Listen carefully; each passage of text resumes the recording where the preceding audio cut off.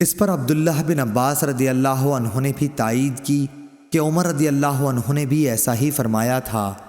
پھر آپ بیان کرنے لگے کہ میں عمر رضی اللہ عنہ کے ساتھ مکے سے چلا۔ جب ہم بیدا تک پہنچے تو سامنے ایک ببول کے درخت کے نیچے چند سوار نظر پڑے۔ حضرت عمر رضی اللہ عنہ نے کہا کہ جا کر دیکھو تو صحیح یہ کون لوگ ہیں۔ ان کا بیان ہے کہ میں نے دیکھا تو صہیب رضی اللہ عنہ تھے۔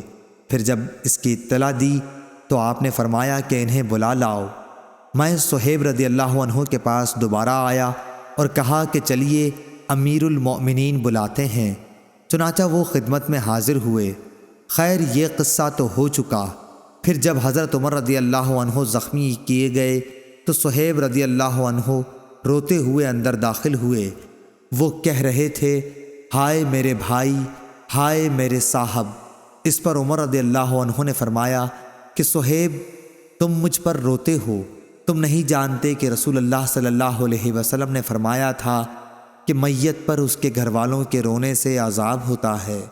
صحیح بخاری حدیث نمبر 1287۔